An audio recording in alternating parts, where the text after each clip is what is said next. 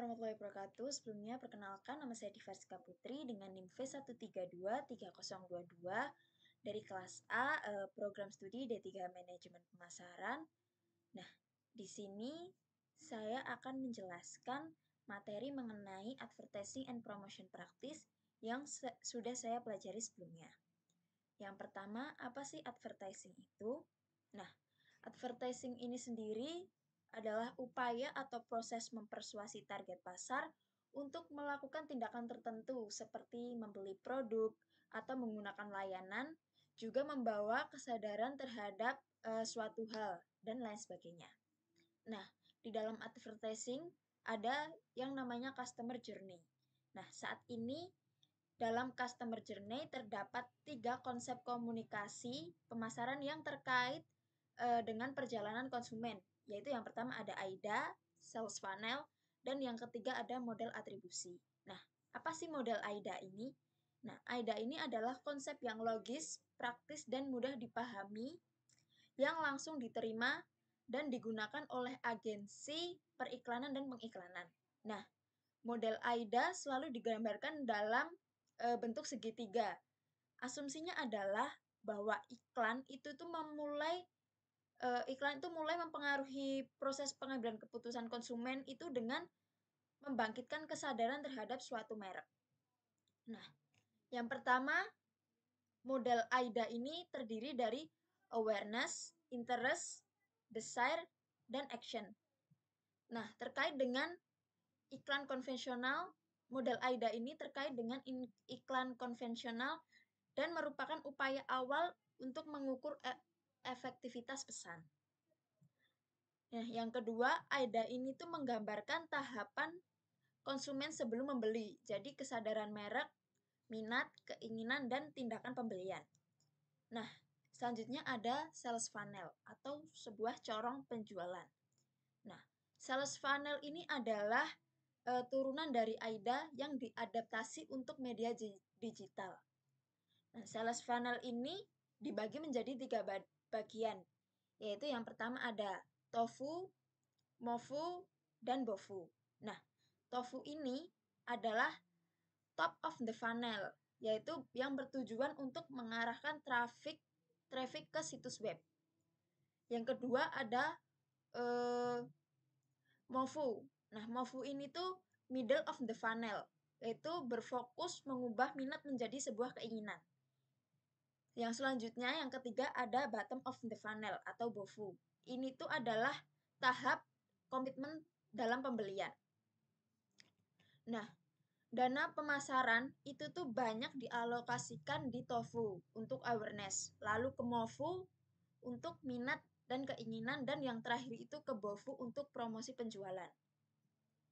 Nah, untuk istilah tofu, mofu, bofu ini, yaitu yang sudah saya jelaskan tadi, tofu ini adalah awareness. Jadi audiensnya itu lebih luas, umum, dan belum siap konversi. Kalau mofu sendiri itu consideration. Nah, jadi audiensnya itu tertarget dan prospeknya itu potensial. Lalu yang ketiga ada bofu atau decision. Ini tuh audiensnya itu lebih sempit dan tetapi sudah siap membeli. Selanjutnya saya akan bahas tentang brand evangelist, yaitu setelah pembelian. Nah, pelanggan yang sudah ada itu membangun hubungan dengan merek. Nah, itu brand evangelist. Kalau yang penjelasan yang ketiga yaitu ada model atribusi.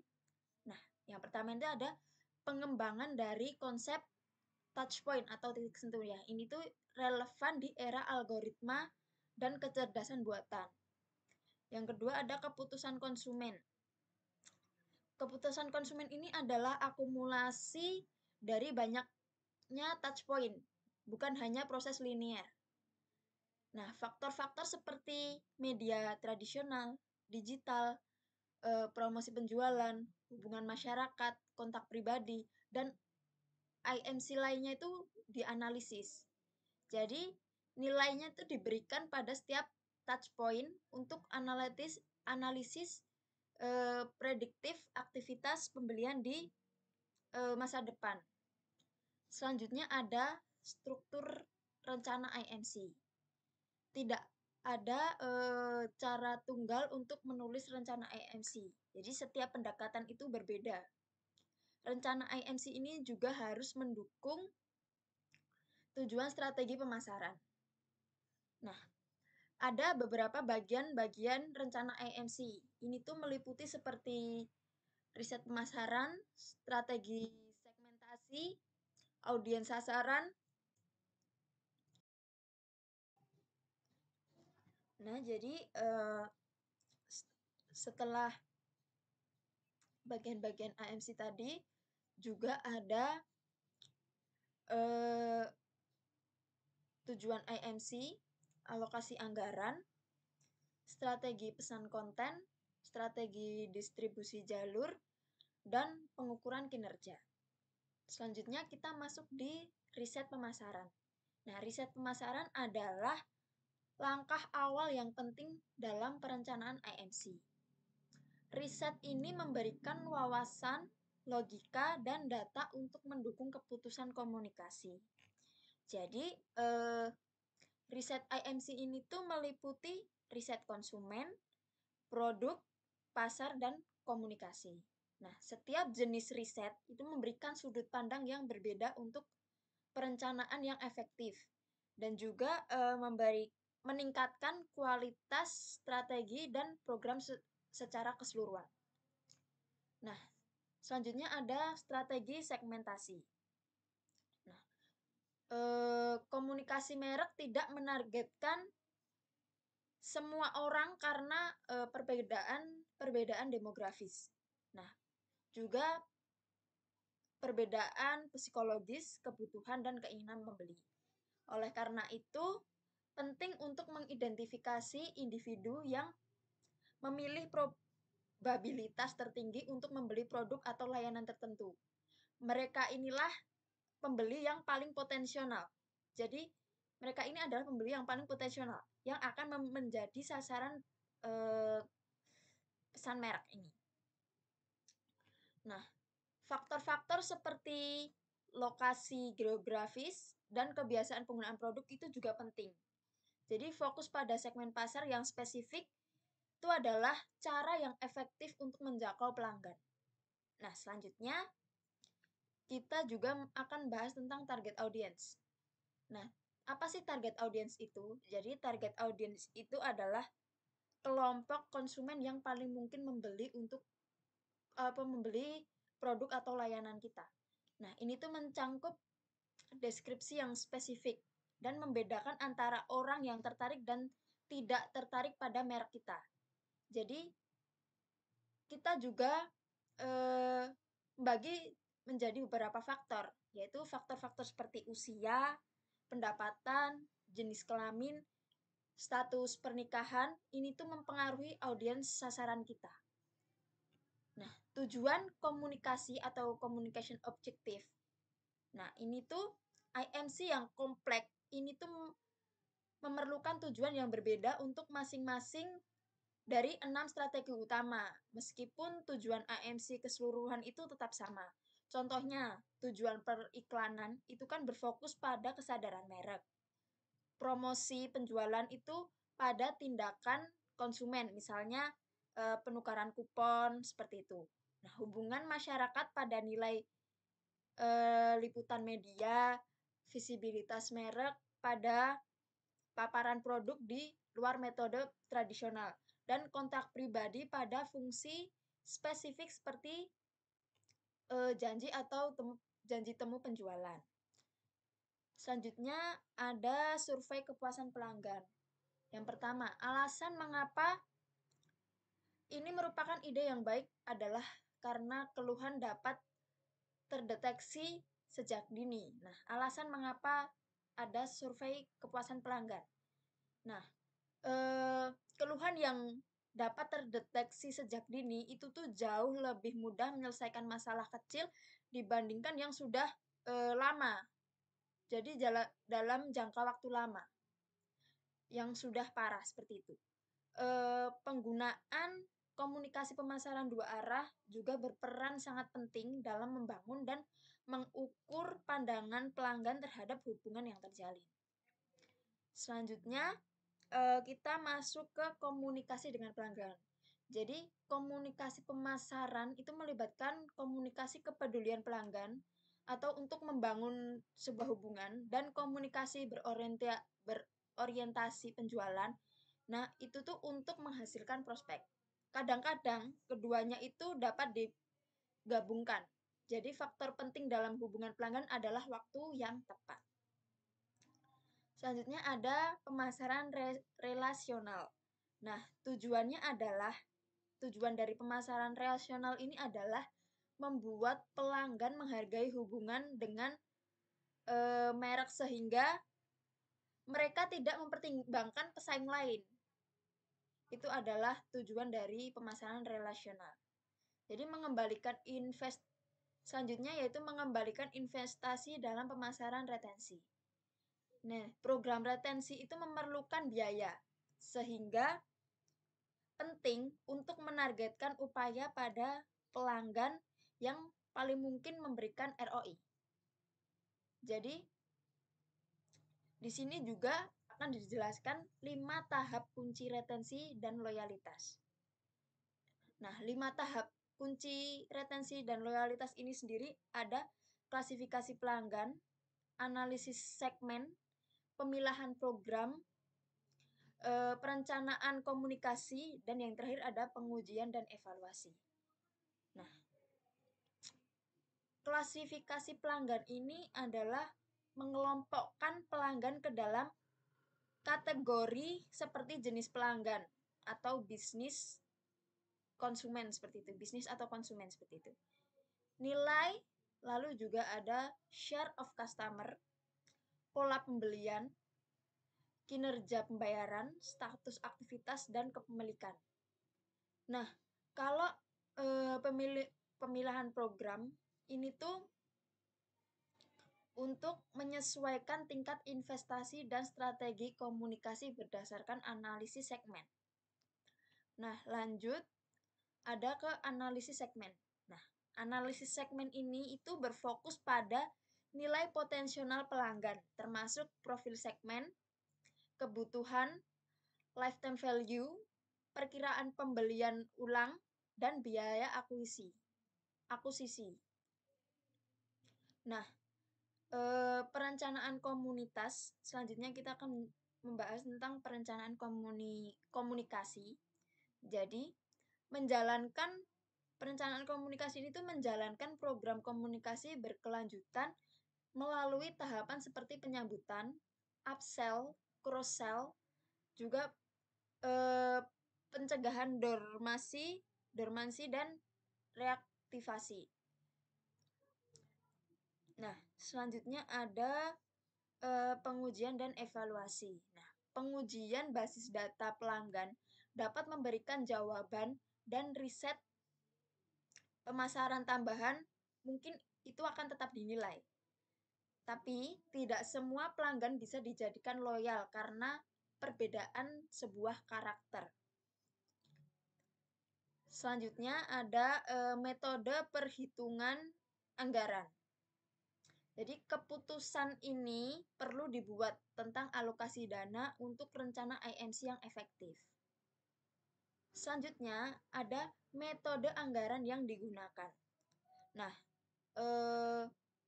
metode anggaran yang digunakan itu meliputi pola historis, kenaikan tahunan, rasio industri, presentase dari penjualan, jumlah tetap per unit, pangsa pasar, pangsa suara, tujuan IMC, model media, strategi yang lebih dari pesaing, lalu ada titik impas, dan masuknya merek baru. Nah, setiap metode ini tuh memiliki kekuatan dan kelemahan. Jadi cocok untuk jenis bisnis yang berbeda. Nah, selanjutnya kita akan membahas tentang 2 aturan umum membangun loyalitas. Jadi ada 2 aturan umum untuk membangun sebuah loyalitas, yaitu yang pertama ada membangun dialog.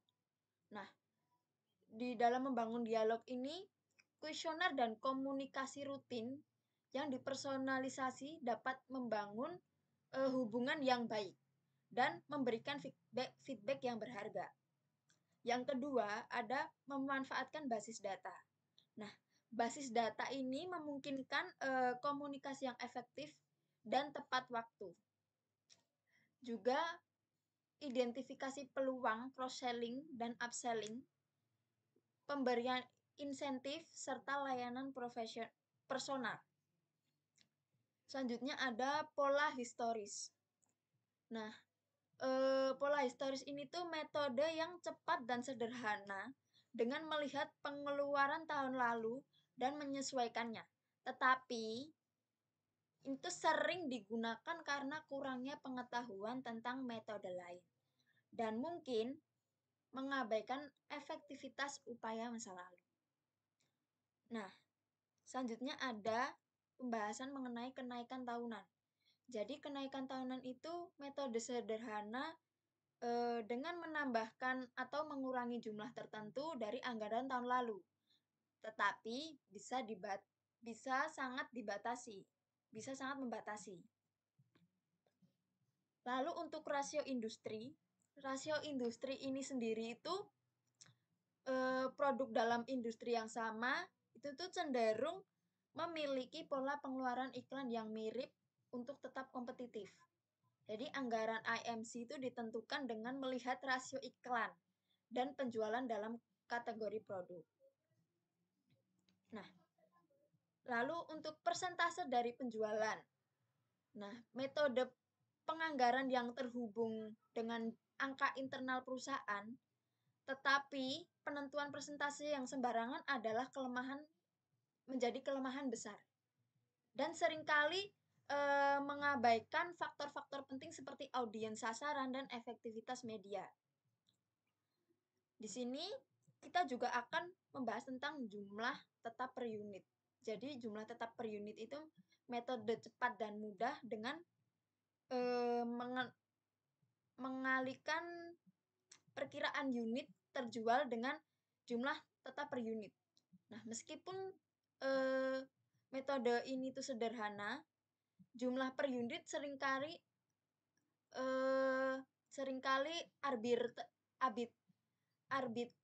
arbiter dan perkiraan penjualan bisa tidak akurat.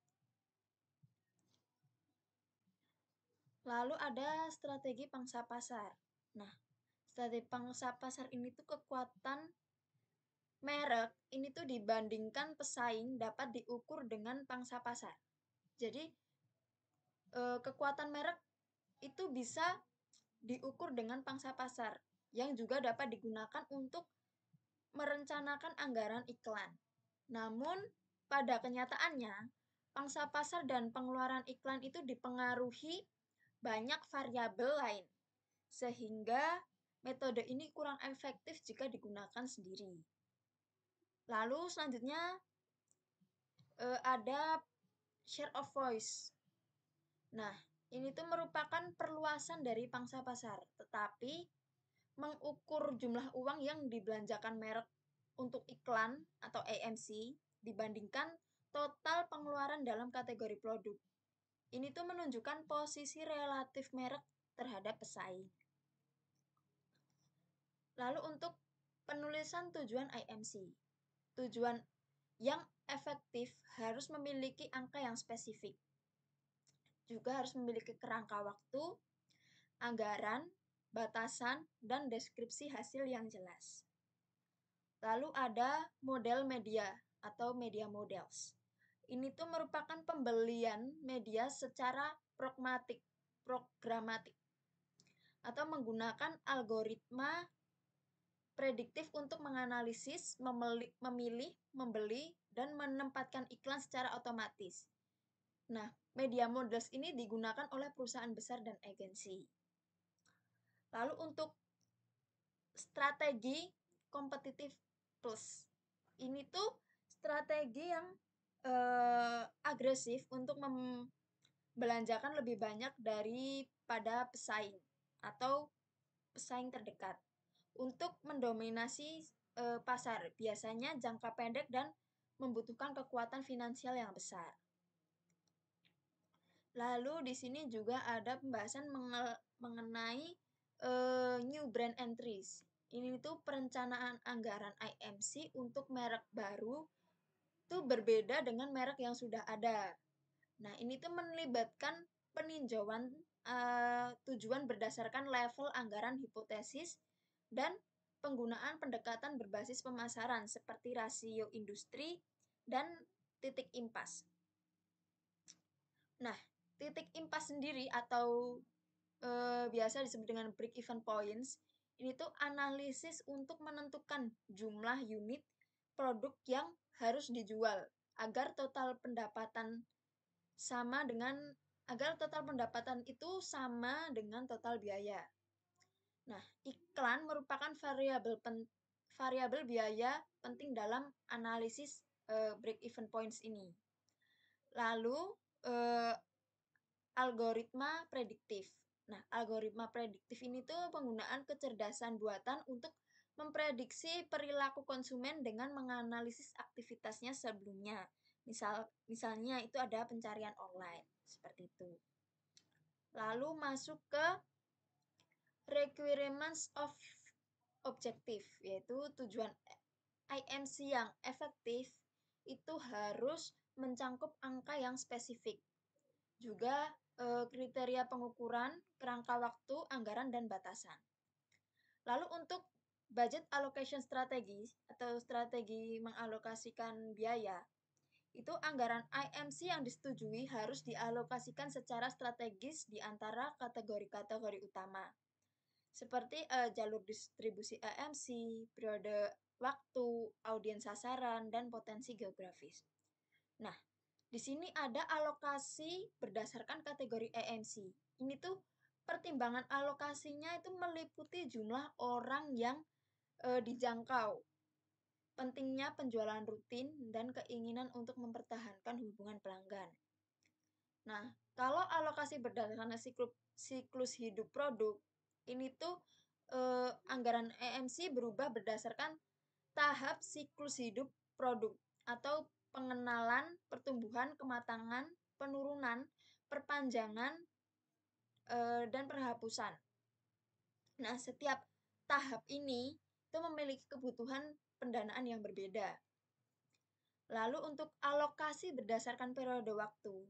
Jadi dana IMC ini dapat diorganisasi menurut periode waktu yang berbeda. Jadi bisa tahunan, triwulan, bulanan, bahkan mingguan. Nah, periode yang lebih pendek ini tuh cocok untuk perusahaan kecil atau retail. Nah, sedangkan perusahaan besar sering menggunakan waktu periode triwulanan. Nah, alokasi berdasarkan potensi geografis. Nah, potensi penjualan itu kan berbeda-beda tergantung pada profil audiens dan demografi wilayah. Nah, wilayah dengan konsentrasi audiens yang lebih tinggi itu akan menerima anggaran iklan yang lebih besar. Lalu kita akan masuk ke dalam definisi kreativitas. Nah, kreativitas adalah menggabungkan ide, konsep, fakta, dan objek fisik yang ada menjadi cara-cara baru yang unik, mengejutkan, menghibur, dan bernilai seperti itu. Nah, di sini juga dibahas mengenai 5 dimensi kreativitas. Jadi yang pertama ada proses kognitif, pengalaman subjektif, karakteristik perilaku, peristiwa transformasional, dan aktivitas menghibur. Nah, untuk psikologi of your brain, ini tuh otak memiliki, untuk pembahasan ini tuh otak memiliki belahan kiri, yaitu logis dan verbal. Dan belahan kanan itu ada di emosional dan visual yang mempengaruhi ciri-ciri kepribadian. Nah, untuk personality karakteristik sendiri, ini tuh merupakan ciri kepribadian mempengaruhi kreativitas. Jadi, semakin banyak ciri kreatif yang dimiliki, akan semakin besar kemungkinan menjadi orang yang kreatif. Nah, di sini juga akan mempelajari tentang tips untuk mengembangkan kreativitas. Nah, tipsnya yang pertama itu kita bisa latih ciri yang disukai. Juga bisa mengembangkan keterampilan di area lain. Buat daftar ciri yang ingin diperbaiki atau dia alami. Nah, kebiasaan yang mendukung kreativitas itu berupa seperti banyak berdiskusi, membaca, dan jalan-jalan. Nah, lalu kita juga mengembangkan ide kreatif. Nah, mengembangkan ide kreatif ini eh, terbagi menjadi 4 tahap, yaitu persiapan, inkubasi, iluminasi, dan evaluasi. Nah, di sini kita akan membahas, selanjutnya kita akan bahas brainstorming. Nah, brainstorming ini bertujuan menghasilkan banyak ide dalam waktu terbatas. Aturan utamanya yaitu membebaskan ide, jangan menghakimi dan fokus pada kuantitas. Lalu, kita juga akan bahas tentang buyer personas. Nah, buyer personas ini merupakan narasi tentang seseorang yang paling mungkin membeli merek. Buyer personas ini mencangkup demografi, karakteristik kepribadian, dan variabel perilaku. Lalu kita akan masuk ke dalam brand brief, yaitu dokumen singkat yang memberikan informasi relevan dari rencana pemasaran kepada tim kreatif. Nah, di sini ada beberapa pertanyaan. Yang pertama ada, mengapa kita perlu membuat user persona? Nah, mengapa kita perlu membuat user persona? Itu untuk membangun empati dengan target pelanggan dan menghindari generalisasi berlebihan. Yang kedua, ada bagaimana cara membuat user persona. Nah, caranya yang pertama menentukan audience target. Yang kedua, riset pelanggan. Ada ID dan etnografi. Yang ketiga, membuat user persona, yaitu informasi umum, cerita pribadi, kebutuhan pelanggan, nilai inti, kepribadian dan pelaku, interaksi dengan merek. Lalu untuk kerangka storytelling. Nah, strategi kreatif adalah kerangka konseptual untuk pesan merek yang berkelanjutan di berbagai saluran IMC. Elemennya itu meliputi gaya komunikasi, metode ekspresi, dan interpretasi fleksibel. Nah, jadi sekian pembahasan dari saya, kurang lebihnya mohon maaf. Wassalamualaikum warahmatullahi wabarakatuh.